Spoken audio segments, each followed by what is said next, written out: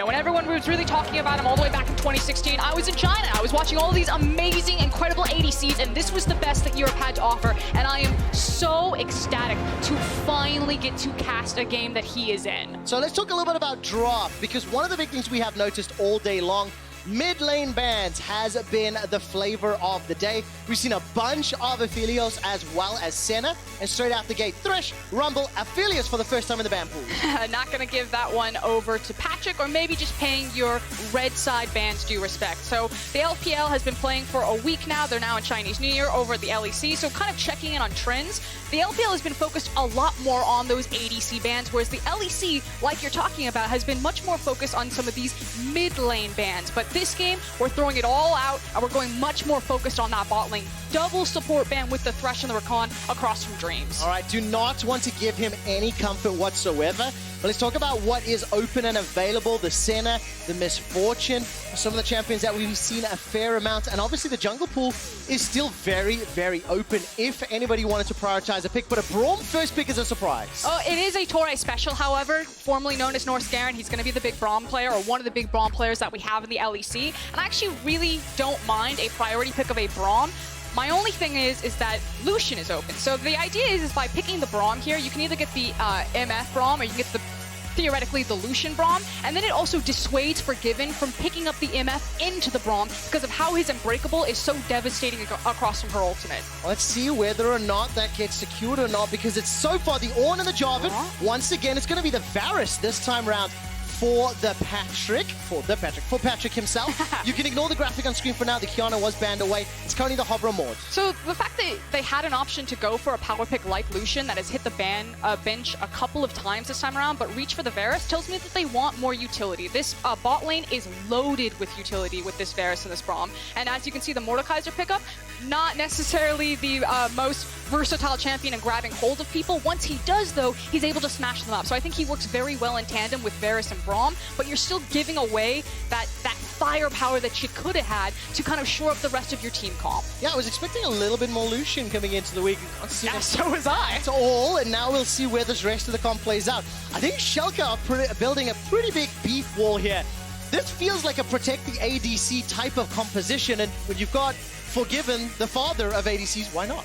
It also just feels like a very heavy team fight oriented composition. The first three picks, the Ornn, the Jarvan, the Nautilus, we have seen these picks over and over again, and it is that big meat wall in front of you. So now my question is for Excel, are you going to pivot? You see that Schalke are starting to assemble a big 5v5 composition. Do you grab something that can scale out into a side lane to try to play a 1-3-1 style?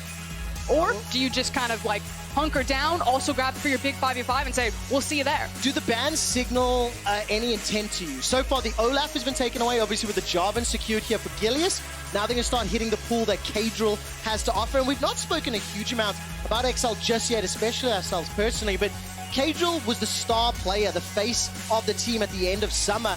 And he definitely grew as the year played out. And the man standing behind him, Youngbuck, the 6-star general, I want to see what impact he can have on this organization and this team. So kind of focusing into the jungle bans, because it's two 80 junglers, Olaf and Lee Sin banned away, and then the Jarvan also taken. Kind of the last big 80 jungler left is Rek'Sai in the meta that we've seen. And with so much magic damage already on the side of Excel, there's almost emphasis that while he could grab something like a Gragas or an Elise, he really does want to find that 80 jungler. So this feels right now that Schalke are almost trying to force Kadril onto something like a Rek'Sai, and I'm curious if he's just going to grab it and say, you know it's coming, I'm going to give it to you anyway, or if he's going to pivot and try to reach for something else. Okay, let's see what this next round of draft offers us. The Zoe de LeBlanc, as well as the Olaf Lee Sin with the final bans. Long hover on the Senna before a final swap away. And Yamato Cannon just said himself he'd be surprised to see Forgiven play Cassio. I'm expecting this in the mid lane, of course, but it is an irony that it's locked in by Forgiven. I also really love the fact that they grabbed the Cassiopeia, because she still works very well in a front-to-back team fight because she offers so much DPS to walk people down. There's a nice Yasuo, you hear the crowd cheering for it, but it also means that she can play out in that side lane as well. So it diversifies Schalke's composition, that they're not just about the 5v5, that if they want to, they have that Cassie that can be on a side lane with a jungler shadowing underneath her and go for those 1v1 duels. Okay, and the final lock-in is now going to be the Xayah. Okay, so we got the option for those 1v1s as you talked about. There's a lot of teamfight prowess here on the side of Schalke. But let's turn our attention to the enablers to this Yasuo. Mickey grew as the year went on. He's got a couple of knockups in his kit. And that's like the pivot that I loved. I was like, it feels like Caedrel's really going to be forced on the Rek'Sai here. But having that Yasuo in there from Mickey means that it's not as feels bad a moment for Caedrel to grab a good jungler like the Gragas, because you just talked about how their synergy works at the level 6. You throw the gas, you get the last breath, it feels really good, and it allows Caedrel, again, to not be pigeonholed onto something. And I'm a big fan of not being pigeonholed into eating all the damage. The Featherstorm from Xayah is going to help for giving out in any of these engages. If he can avoid that key knockup, prevent Mickey jumping onto him, that is going to be crucial. And the question is, how good is the old man's mechanics? It has been 3 years since he has played on this stage at this level. And there's a lot of expectation on his shoulders along with Schalke's. We had the opportunity to talk to some of the professional players, and word on the street is that Forgiven's champion pool looking a little 2016, but he is definitely trying to update it with this Xayah heading into his first game. Listen, when we were in 2016, people were saying Forgiven's champion pool looked a little 2014. I distinctly remember that. And we're going to find out who will come out on top as Excel Esports are taking on Schalke04. Who will be able to rise to the top?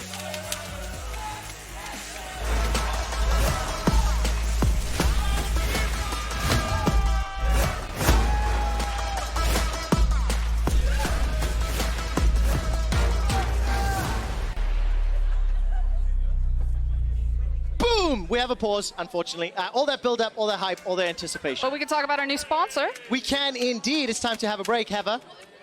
I don't know the song. To Kit Kat, come on. Okay. You just dropped the ball there. Very sorry. Nicely done. We're not doing this on purpose, I promise. I can actually see the players talking to the referees on stage. But it will give us just a little bit more time. Let's zoom out and talk a little bit more. I hate you guys. It's fine, it's resumed. Let's talk a little bit more holistically about what we want to expect coming out of the early game. We already talked a little about the Gragas implications, how we can, combine with Mickey. But what else do either Excel Schalke want to do? So, of course, as all early games do, my eyes are entirely on the junglers. The fact that we have Caedrel and Gilius in this game, and also the dramatic changes to the 2020 jungle season. I'm sure you guys have heard this multiple times. Caster's talking about it. You've read the patch notes.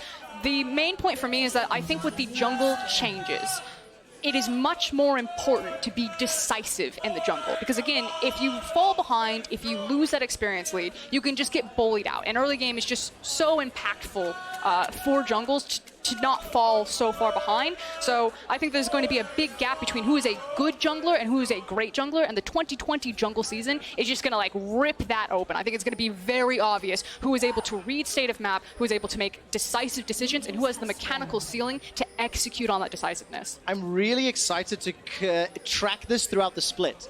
We're 3 games in, and we've already got such high anticipation and expectation for these teams and for these players. I'm just taking a look across the map right now. No early shenanigans. A couple of wards there placed by Mickey just as he steps up in towards the chicken camp. And it is pinged out by Schalke, so they're aware of the vision. Yeah, just trying to get information, but like you said, both teams kind of know where the scouting has gone down, so how it's going to, what's the word I want to use? Not infiltrate. Play out. Involve? Inform. Inform. Thank you. I knew it was a big word like that. Inform the jungle pathing here from both junglers, and then who's going to find their opening to go for ganks. Because both Gragas and Jarvan have the potential to be early game ganking junglers. Yeah, absolutely the case.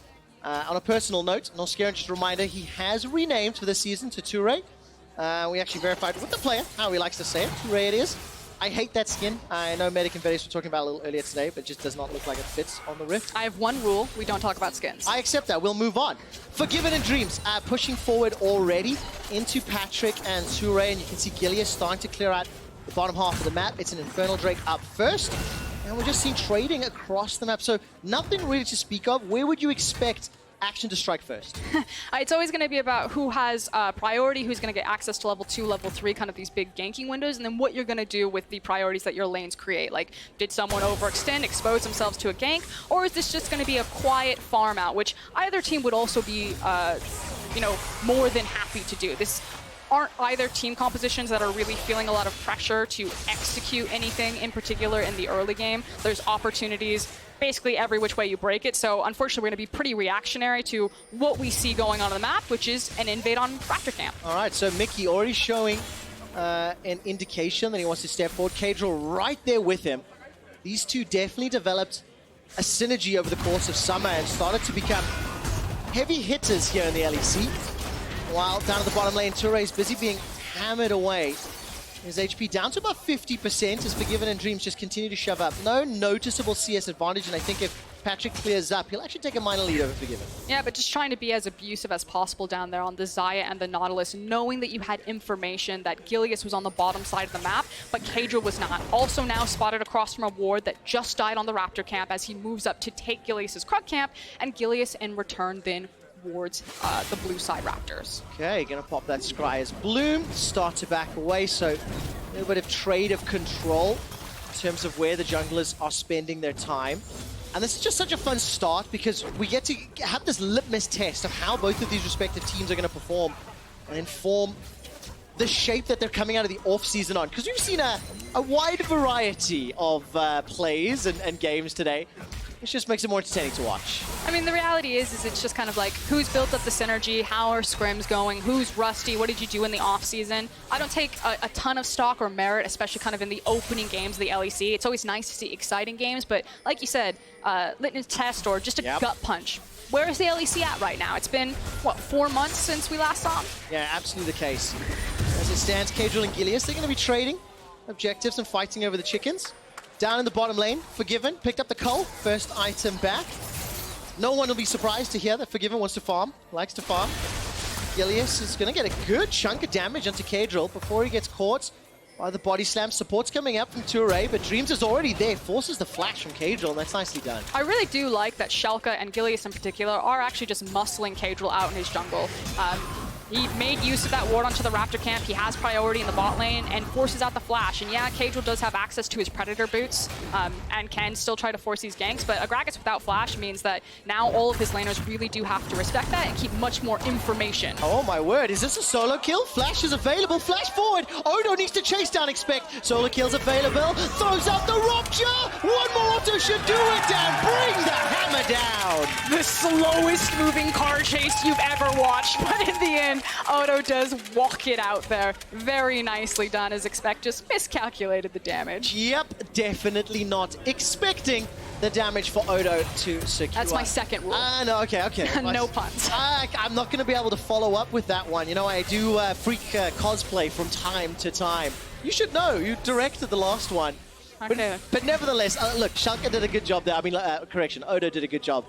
Securing a kill, just punishing expect, overextending, but neither of them with flashes, so juicy targets for Gilius or Kadril. Yeah, and then immediately Odo with his gold grabs the Negatron cloak and it's just like, okay, goodbye. There's no damage here. Like, I am perfect for weak side. I would still have kill pressure. I can now swap into the Ignite because I have the unsealed spellbook. We've seen Ornns take this time and time again. It makes that kill pressure in lane really strong, and it also means that it is still very scary to dive in Ornn. If they have access to the Ignite and they have CC and they land you on the tower, he's like the perfect weak side top laner. And if you want to throw him a bone, give him a gank, usually it pays off. Yes, absolutely the case. And when you think about the targets he's going to be aiming for, the Varus, the Mord before the Death Realm is thrown down, fairly easy targets if they get caught by the CC. If they catch any airtime, they'll just be taken out. So Dreams has been his first little roam here. A couple of dashes come up. Very nice wind wall from Mickey, but the exhaust has come out. 1.5 million Twin Fangs thrown out.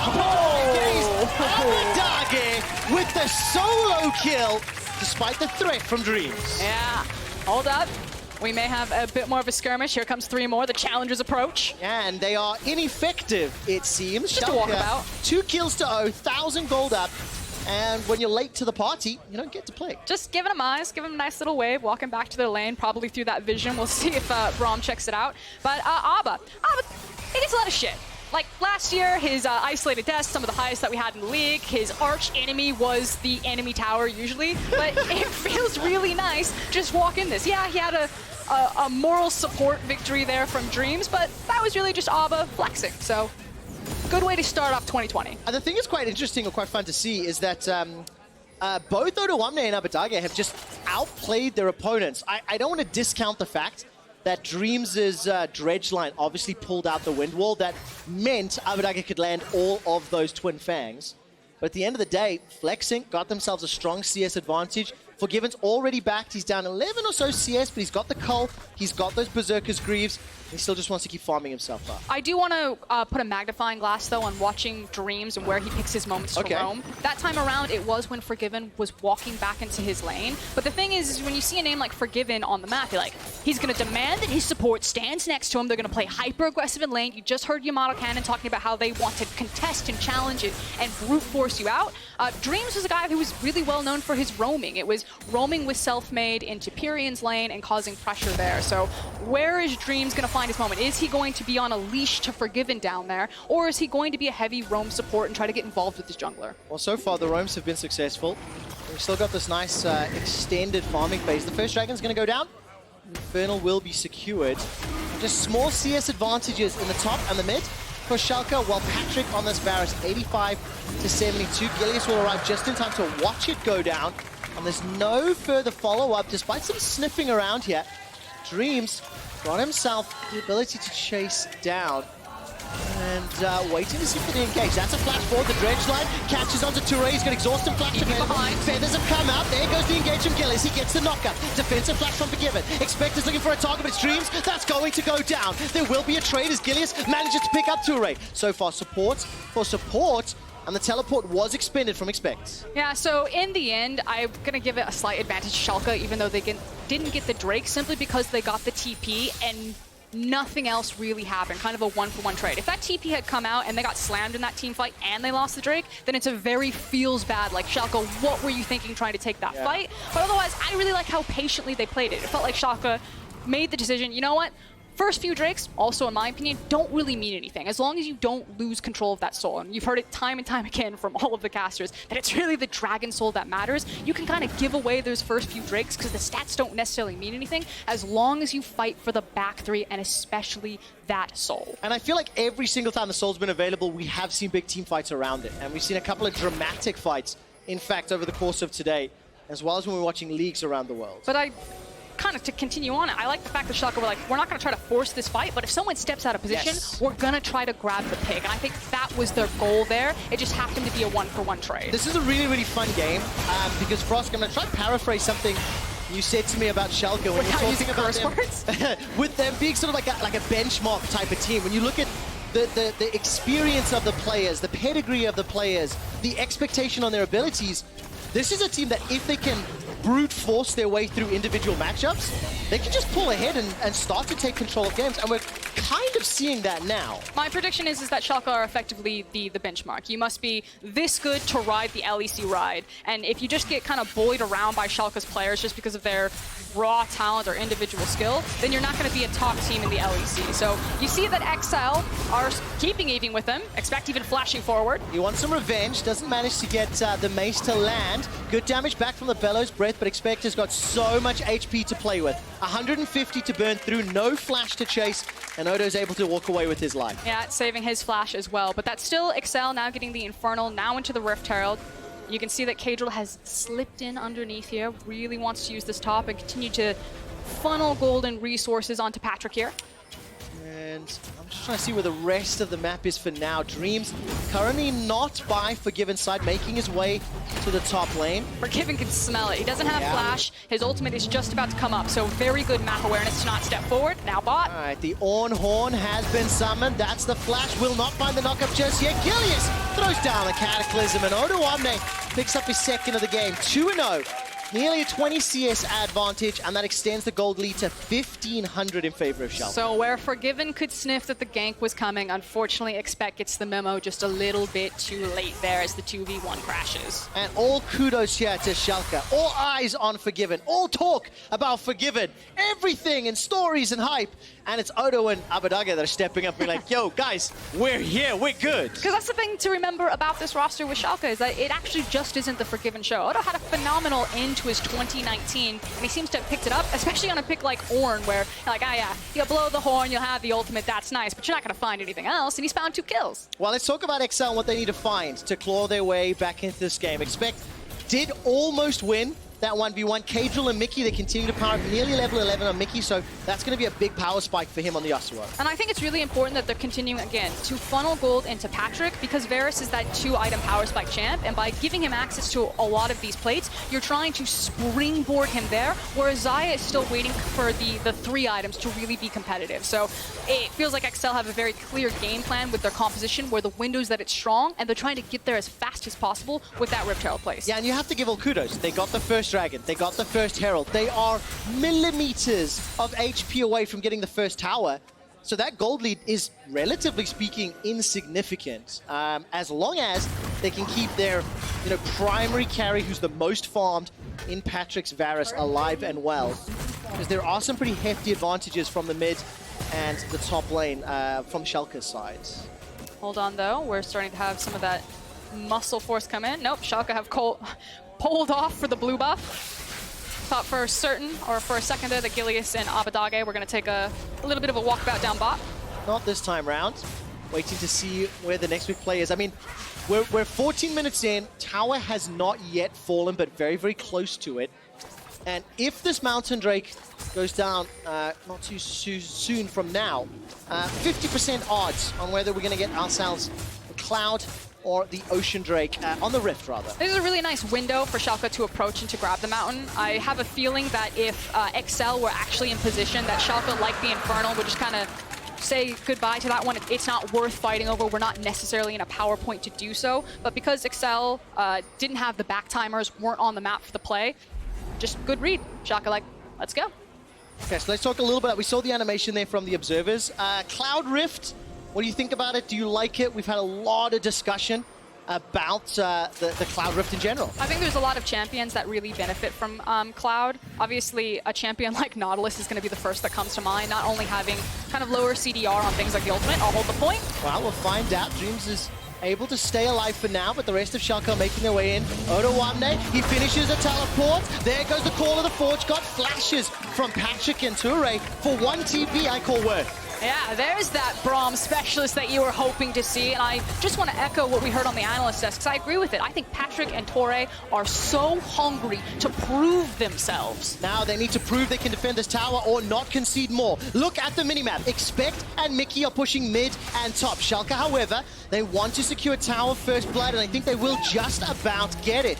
First kill of the game, first tower of the game as well. Yeah, and it feels like a big win for Excel there. Yeah, they're fine to trade that tower, but like you said, it's the fact that so much damage is going up in both top and mid lane.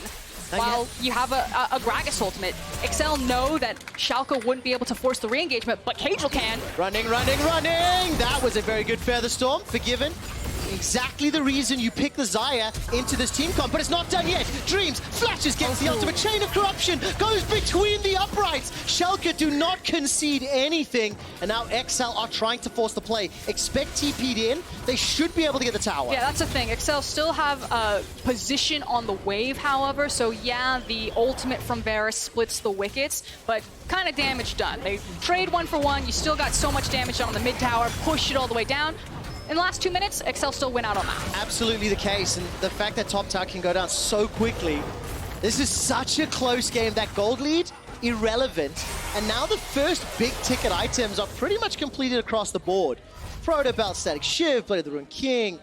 Looking on the side of Excel, and I'm very excited to see how these team fights are going to play out, because they can be very drawn out, but they can also just insta-give people. If Abadage can find a Petrifying Gaze, there are plenty of squishy targets that he can melt through. I mean, in 2019, there wasn't a lot of tanks to be seen. In 2020, the tank supports have come back. Ornn's a big pickup into that top lane, and so team fights are getting a lot slower than they used to be. We were used to seeing all these assassins immediately come in and kind of blow someone up when you're on setup. Now, your vision game has to be that much better. Your denial game on top of it to create these pockets, because team fights will be drawn out, and then you have to see patience when you're using the cooldowns at the correct time, and that's what I want to see. G2 showed it off beautifully. They were so patient in their team fights, and the rest of the LEC have to follow suit in this meta. Excel right now, patient around the Rift Herald for Oscurin. 6,000 HP, grouping is coming at Patrick. Remember, no flash. Chain of Corruption's on cooldown, and Excel are going to decide to back away. Not going to commit to this fight. Toure will hop over the wall and land himself a Winter's Bite. Throw down the fissure. I didn't see that dredge line. I think it connected with a wall. Give it a slap. In fact, Dreams is taking a lot of damage. He turns and burns. And Patrick is able to run for now. Forgiven is caught up. Got flash available to him. The barrel sends him forward. He's down. He could not flash. He was locked into place. Now Dreams throws out the ultimate against a knockup. Odo and Abadage, they arrive. That's a massive knockup. And with all the twin fangs, it's a triple for Abadage. And it looks so good for a split second for Excel, but the cavalry arrived. It was the fact that Schalke made the rotation, but Mickey and Expect were locked out of the fight into the mid lane. So now Schalke, they pick up all the kills. They have the Rift Herald, and they're going to get some nice chip damage on this structure. 4-0, and Abadage's Cassiopeia. Odo Wamne 2-0-3 on that Ornn. Expect is kind of sniffing around. He and Mickey can find something with that Realm of Death. Last breath, maybe, but not going to be able to right now. And instead, again, Schalke, they still remain in control, despite taking a few heavy blows from Excel. But we do need to check on these reset timers, because Abadage is feeling himself. Oh, he absolutely is. The exhaust comes down from Abadage. Here comes Expect, the two-man petrifying gaze. Abadage, you are a monster. The shield comes up, keeps throwing out the miasma on the twin fangs, but in a 2-on-1, he finally goes down. Yes, he was certainly feeling himself, and he styles, again, a very nice performance on this Cassiopeia, now 5-1. I was talking about the back timers because Cloud Dragon is up in 15 seconds, and I was curious who was going to try to get into position for it. Schalke did actually have the initial reset potential, but they actually walked Forgiven top. They are consciously saying, this Cloud is not important to us. We are willing to trade it for something else. Oh, this is such a fun game to watch, and no pressure here from Schalke. Excel will be able to secure the second Dragon of the game, but at what cost? Top lane wave is being pushed in heavily. Schalke are trying to push their vision line deep into enemy territory.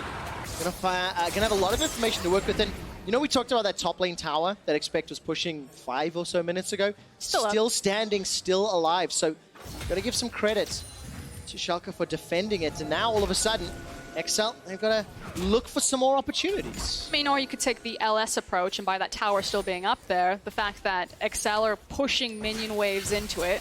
I don't think it's necessarily one of those situations, though, because it's been Cassio that's been eating up. But it is something to always track when towers do sit up there, yes. How much farm they are kind of denying as they're left to their own devices. And it's still small differences. 10 separating the mid laners, 10 separating the top laners. It's only Patrick that's maintained that plus 20. And with the second Herald going the way of Schalke, they're going to get that charged up boop onto the middle tower. That will secure it.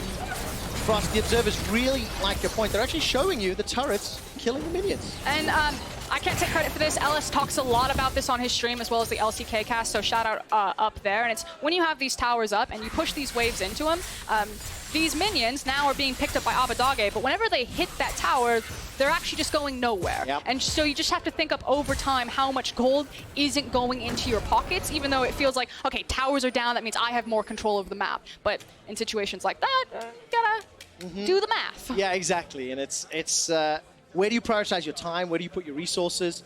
And talking about resources, Patrick just picked himself up that Rage Blade. And we're getting close to the Infinity Edge for Mickey as well, so you have to feel once that's picked up, that's a big, gigantic go button to fight. Yeah, and so now we're going to kind of talk about like pockets in which teams feel stronger because of itemization. We talk about this all the time, but it kind of funnels into the Dragon conversation as we get kind of closer and closer to that closing window of you must now fight for this Drake. And I feel like kind of an easy mode for at least the initial stages of this meta is have a late game insurance policy and know that when you have to fight for the soul, when you have to fight for that necessary Dragon, that as long as you have late game scaling champions like a Xayah, like a Cassiopeia, it doesn't matter what happens in the early game as long as you just neutralize everything and it doesn't snowball wildly out of control. And it feels like, yeah, Abba's gotten some kills, but that was kind of like Schalke's mentality here because they have a Cassiopeia, they have a Xayah.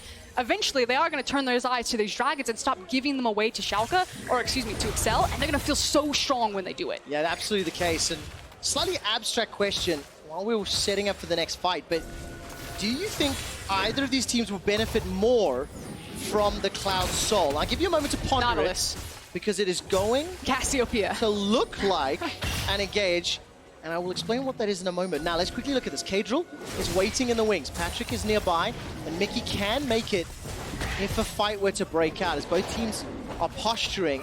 They're just setting themselves up, waiting for someone to misstep. We're really fighting over mid lane priority, and like you're saying, everyone's just kind of playing defense and seeing what's going to happen, sniffing out if someone is going to misposition or to make a mistake, but no one is feeling confident enough to really bite down on this Baron. This is a tug of war between that mid lane and that vision line.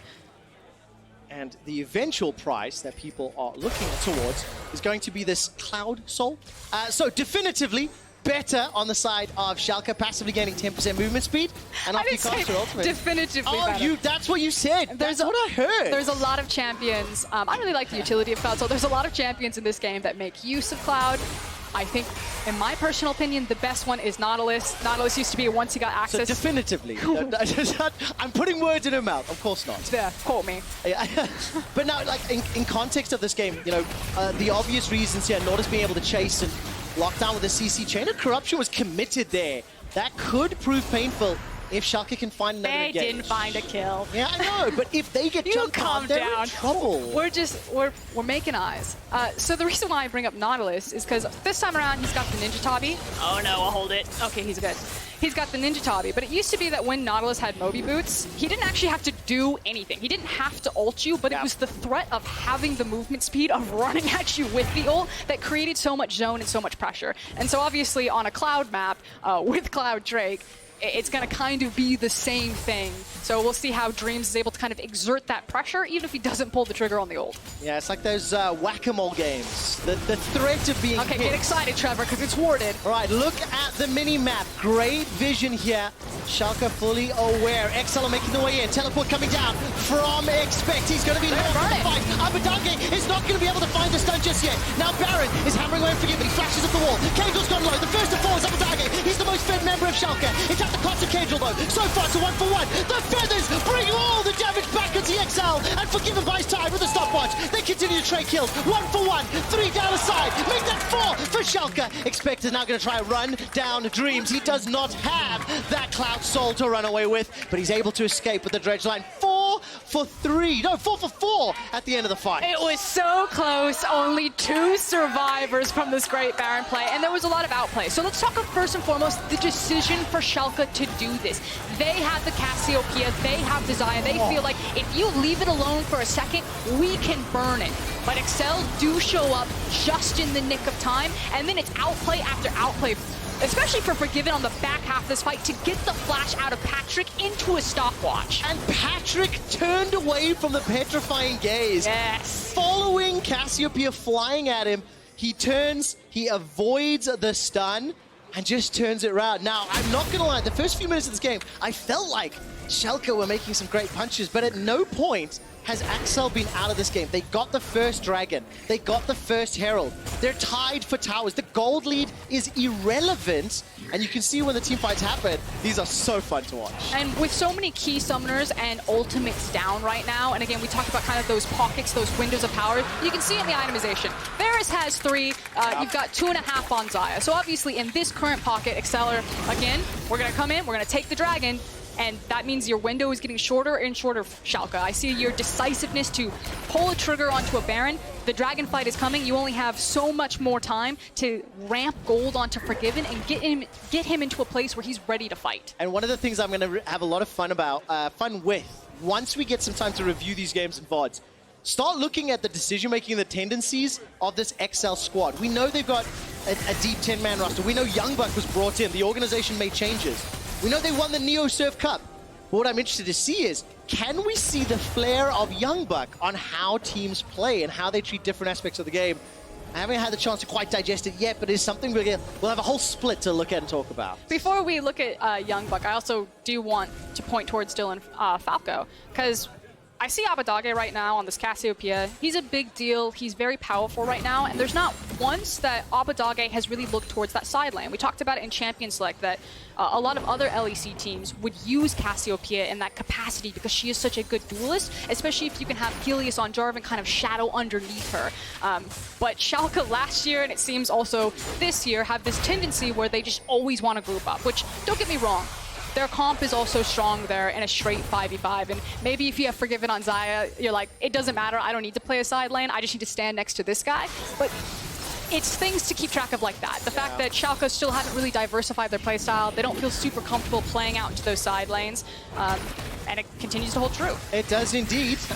Multi-man stack, all 10 players around the mid lane. Schalke are positioning themselves for, feels like another Baron fight. Just a quick reminder that thanks to Ornn, the Fireforge Cave, the Infernal Mask upgraded in Ornn's inventory. Zonya's Paradox in Abbedagge's, as well as that Molten Edge sitting with Forgiven. So he's just making it rain. It is. Money. I mean, he absolutely is. Level 15 at the moment, about to hit level 16, continuing to scale up. And we're now hitting what is, you know, modern day terms, the late game. 3 full items pretty much across the board. There's that Rapid Fire Cannon and Essence Reaver for Forgiven. So it's a lot of power in the hands. And I want to see if a team can get a conclusive, definitive team fight win, rather. We're coming to the climax of the game. It's going to come down to probably the next 1 to 2 fights. I would say probably the next 1 fight, depending on how it goes, because that's going to transition to a massive objective, be it that Drake or be it that Baron. So do you know what Excel has nothing of, Froskurin? Flashes, not a single one in their inventory. There is an engage already. Call of the Forge God comes up. Patrick is able to sidestep everything. He stays alive for so long. Touré's unbreakable wall blocks so much damage. There's the surprise! The re-engage. Here comes Expect. He throws down the Realm of Death. He picks up a kill onto Dreams. Petrifying Gaze doesn't really find anybody. It does, just to the back end, but not enough. Mickey manages to get knocked up in the air. He's running for his life. Manages to continue hammering away. There's 1 for 2 at the time being. It is Excel in control, but that was so close. But look at Gilius trying to get back as quickly as possible so he can try to dissuade Excel from turning on the Baron. And it looks like it's worked. The fact that Schalke's jungler got out of that skirmish means the game will continue to kind of sit on the seesaw. But this was Schalke walking into the meat grinder. Patrick just tore them apart. And Touré, that unbreakable blocks so much upfront damage. And Patrick, thanks to the Hurricane, you can see almost solo kills Dreams and Gilius. Yeah, and so important that the Varus ultimate locked in the background Abbedagge and Forgiven from actually pushing through in that narrow corridor, delaying Xayah and Cassiopeia's damage output through the fight. Like you said, the Petrifying Gaze doesn't really find the targets that it needs, and the damage had been done. Expect got behind them, blew up the back line of Schalke, and forces them on the retreat. And of course, thanks to Gilius recalling, he has been able to get back into the Baron Pit area. 5,000 HP, 4,000. This is going down. Gilius, can he get inside the pit? He steals it! Gilius steals away the Baron! He gives up his life, but he gets what he came for. The fight isn't done yet. Glacial Prison goes down rather Fisher. Now all of a sudden, Chain of Corruption slowly starts to spread. Cadril does not have the ultimate available. Abbedagge's Petrifying Gaze is not cooled out as Expect goes golden. We turn attention to the Dreams with the help of Forgiven to get to kill. Now they're looking for Expect. Look at the backside as Cadril's trying to re-engage. Forgiven, less than 50% HP. It's a 4v4, but that's a knock up into the air. They've caught Cadril. Bellow's breath is burning down. 300 HP as Odo is not going to pick up the kill. It's Forgiven that brings it home. Schalke with Baron and the fight. Remember the name. This team is not just Forgiven. It is not just Odoamne. It is not just a, 5-3 Cassiopeia. Gilius comes up huge into the pit, finds the steal. They get the team fight, and it's Schalke knocking on the front door. This is beautiful play. 15 kills. I wouldn't go that far. 11. It is fun. It is enjoyable, and it's going to be another Cloud Drake secured by Abbedagge. We can ignore the question, what is a side lane for now, right? Because there's been a lot of mid lane for the last few minutes. But this is that Baron. But it goes back Frost. This is like a Mr. Fantastic move. Like, look at the stretch arm on that to get in the pit. Unbelievable. But it goes back to what you were saying. If Gilius didn't, get back and recall when he did, 1 second would have been the difference from being unable to secure the steal. It's also both teams willing to be decisive on imperfect information. The fact that you had Schalke and then Excel kind of back-to-back saying, no, we're going to try to force and burn this Baron down. They absolutely did. Taking a look at how the rest of this team fight plays out, Cadril was really just looking for an opportunity to re-engage. Managed to do so, and that volcanic rupture just catching him out. Yeah, super great heads up from Odoamne and Dreams to, again, be that defensive lineman, the Bash Brothers, if you will, around Little Xayah there. It's very exciting when you think about a team. If a team is able to play these like team fight comps, and you've got players like Abbedagge or Forgiven who you expect to perform at a specific level, I want to see how they grow, of course. And for the time being, they now have a huge advantage. Got that Baron buff, got themselves a 4,000 gold lead. And some split chance here in Berlin, actually. I think I'm hearing both teams' names. Neither one particularly out chanting the other. Abadage is going to take the 5th tower of the game for Schalke in the top lane. And now they've just split their resources. They're ushering in the conga line of minions, trying to use the last 20 seconds of this Baron buy. Schalke did a good job, though, syncing and timing both the waves. However, the fact that you have 2 crashing waves at the same time, so getting really nice chip damage, especially on that mid tower. Okay, key flashes. Expect Cadril and Mickey is down. But the ultimate for Forgiven is up, despite him missing his flash. So your eyes are really going to be on Cadril. Like, can he make or break with this barrel? And can Patrick follow it up with a nice chains of corruption? And notice who is stepping further forward. Abadage with a flash stayed at the tower longer than Forgiven, who was flashless. So they managed to push the waves in. They still have an inner turret in the bottom lane to secure. That's Schalke's perspective. The Baron has timed out. So 2.5 minutes till that one. 5 seconds after that, the Cloud Drake is up. They're baiting with Abadage. They're like, look at this. He's so delicious. And Cadril just body slams away. I think he almost got caught there. I was ramping up the scream, but it didn't happen. But yeah, like you said, the Baron has teetered out. Schalke need to take care of that bottom wave. The Cloud Drake will be spawning in about 2 minutes, but we're past that point. Everyone's got kind of their core itemization. It's going to come down to execution on these fights and these skirmishes. And for the time being, we've seen a mixed bag. It's been a fun one. After 33 Everyone's minutes had of their gameplay, moment in the spotlight. I love it. I love it.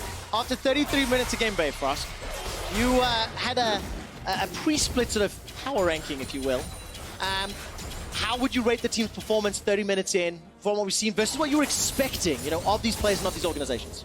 I think people are, underrepresenting Excel. I think it's kind of the easiest place to start there, because I feel like everyone's talking about, you know, the Origins, the Fnatic, the G2s. No one's really talking about Excel, Misfits that kind of fly underneath the radar. People saw the Neo Surf Cup, and I think they just assumed, these are 2 bottom of the table teams, and you're basically watching like low quality League of Legends. And I don't think that's true. I think it's super easy to say that Excel just kind of made upgrades across the roster. I really like the addition of Patrick and Torre. And then on the other side of Schalke, I don't need to drum up hype for Schalke. They do it all on their own. I want to go back to the Excel point very quickly, though, because I really like the sentiment that you said, that there's upgrades pretty much across the board, you know, in terms of players they have picked up in support staff. They've picked up. The question that I do not have an answer to yet is how much better, right? And that's what we're going to see over time. This game is by no means over. A key ultimate from Mickey, who has 3.5 items for now. Give Patrick enough time with 4 items, and he'll be able to burn through even Odo Omne's Ornn. You know, there's still possibility, but their margin for error is so much smaller. Yeah, like, I agree with you. I think it comes down to execution. Both these team comps have still windows for victory. I'll hold it, though, as Gilius has gone very deep on Patrick. He held the flash for so long, Frostgurn, and Gilius is now below 100 HP. The fissure goes up, that's not up! Abadage stays alive a few seconds longer. He uses the hourglass, manages to stay alive. Now expect he does the same. Odo Omne's on the front line, 3,500 HP.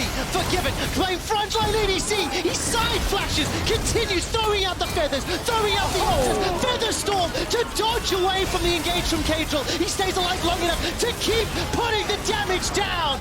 Man, the fight's not over yet, as Odo will just about get burned. Remember, the fight started with Patrick getting jumped on, and the fight ends with Patrick getting the kill. I love tank metas because you get to see so much more. So obviously the first part of that fight, Gilius just like, nah, we're gonna fight now. Just goes to slam dunk on Patrick, immediately regrets his choice.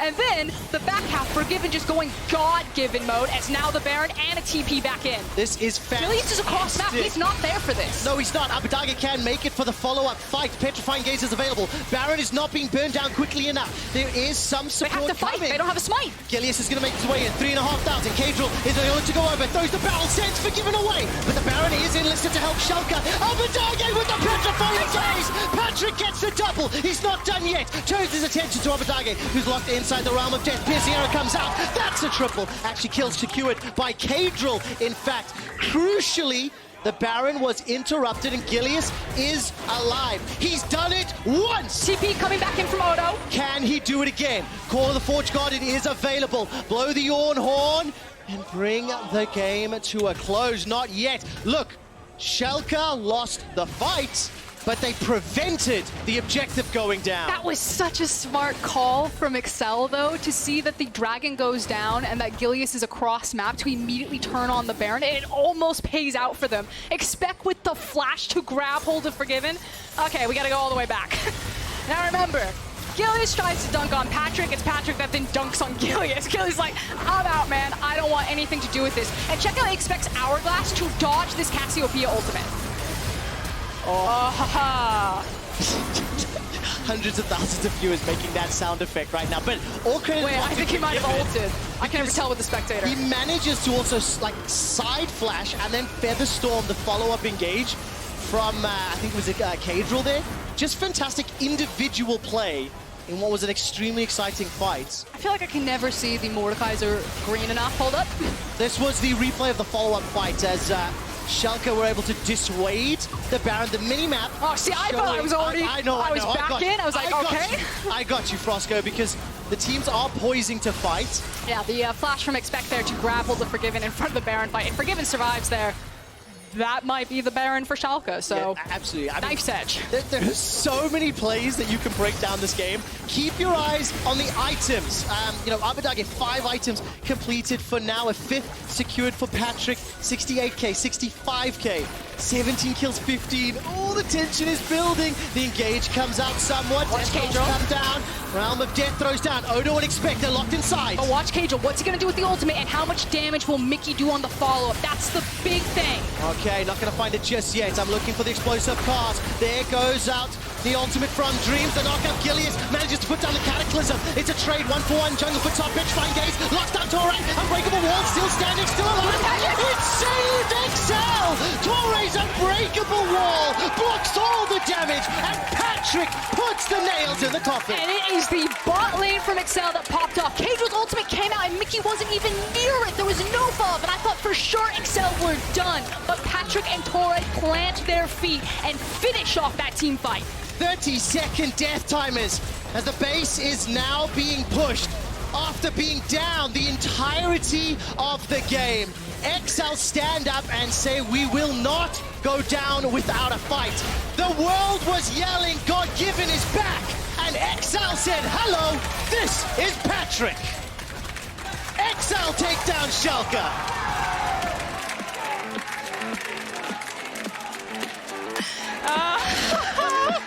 That might be your best call. Oh, man. That was fun. We saw flashes from both teams, a lot of individual flexing across the board from both players, but huge credit to Excel. They controlled the Dragons, they controlled the Rift Heralds. It was just a very methodical game, and it was really kind of those flashes of brilliance from Schalke that they were able to kind of match 1-2 punches. But Excel just played really clean League of Legends, and I'm going to have to make the assumption, I'm going to say, good job, Young Buck. You have a very talented crew of players. I think Excel made upgrades kind of across the board, and you're starting to see the fruits of that labor. It was definitely a masterclass in some individual ability. Some of the outplays and individual moments were fantastic. It was super fun. You can question some of the mid-game calls, of course, but very exciting, very fun, and a very, very interesting way to start off the split. Forgiven's debut back on stage after 3 years. You can see elements of former glory, but today, Patrick says hello. Welcome back. And we can kind of go back to this bigger picture that we were talking about. Again, it's week 1, it's day 1. You're basically looking at, you know, players shaking off the rust. How have the scrims gone? Who's got the synergy? What do you need, Trevor? I just want to quickly go, key up player of the game. Vote at LEC on Twitter. Cadril, Patrick, or Torre. That is a stacked list. I personally think Torre. I think his Braum was a make or break there, and then it was kind of Patrick who reaped the benefits of it, but I think you go either or. And it was first pick. First pick, signature champion for formerly Norscared. And I really think, I want to go back and watch just how much damage those Unbreakables ended up blocking, because it felt like they were literally team fight changing so many times. But kind of back to the bigger point, we talked about this in-game a bit, you know, people are sleeping on Excel. They don't really know where to rank this team or how good they are. And I think Schalke is, I'm going to call them the benchmark, and that seems to have like a negative connotation, but it's supposed to be in a complimentary way of, we know how good Schalke's individual pieces are. It's now kind of a question of what does the team synergy look as kind of like the cherry on top with that. And you must be good enough to at least compete with Schalke to ride the LEC. to be in kind of the top tier. They will define top and bot. And we'll find out if that's true. No hyperbolic statements from us today. Congratulations to Excel. We're going to head over to Torre on stage with Law. Thank you, guys. Congrats on the win, Torre. First win of the decade, actually. How does it feel to be back in the LEC as the world's quarterfinalist? Yeah, I mean, it's great. Playing with a new team is always exciting. And right now, it's completely new, for me at least. Taking a more leader role, I guess, and working a lot with Mark to try to lead the team to new highs, because it's not been going well for the organization before, but now we're going to try our best to make it a lot better. So you are one of the leaders of the team. Tell me, what did your experience at Worlds teach you that will help you this year in the LEC?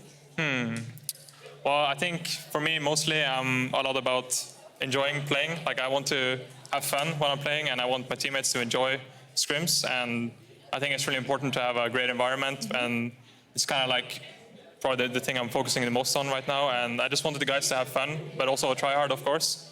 And yeah, I think that's it. All right. Anything you can tell me about your move to go to Excel? Why this team in particular?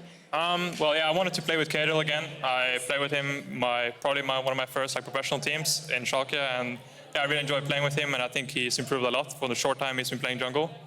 And yeah, he's a great friend of mine, been over the years, and I think there was no reason for me to stay on Splice. I think it was mutual. Yeah, I think Excel gave me a lot of good opportunities to work with new talent and work with old talents who haven't really proved themselves, but are looking to. So that's what I'm here for. And I'm really happy to have you two back together. Now, a bit more about the game. It looked more complicated than it should have been. Do you agree? Yeah, I think always the first games of the new season or the first day, it's going to be long games, as you've seen. Average game time has been probably like 40 minutes or something. So yeah, we knew that Teamfight Champions are going to be really great. And yeah, you're not really going to perform well already the first week. There's a lot of new teams, new players. So we figured we might as well just draft late game champions, because it's going to end up being a late game.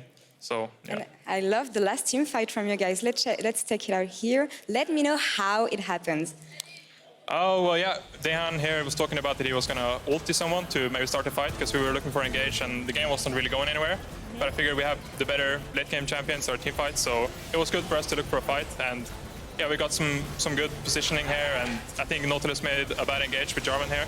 And we had really good shield, because yeah, Braum really works against that Saya, and Cass can't really hit E. So it was really, really well played by us, I must say. So yeah, I feel like they couldn't reach Patrick. Huh? I feel like they couldn't reach Patrick. Oh, yeah, I think we have so much CC with both Mordekaiser and Gragas. They the pressure with the Cask and Yasuo ulti combo, and that I can block all the spells from Cassiopeia and Saya really makes it hard for them to fight. And I have someone telling me in my earpiece that Patrick is the player of the game here. Yeah, of course. Deserved? Yeah, for sure. Well, nice teammate here. Thank you very much, Torre, for the interview. Congrats on the first win. Thank you. We're going to take a break, and when we come back, it's going to be match of the week. Origin versus Fnatic. Stay tuned. Thank you.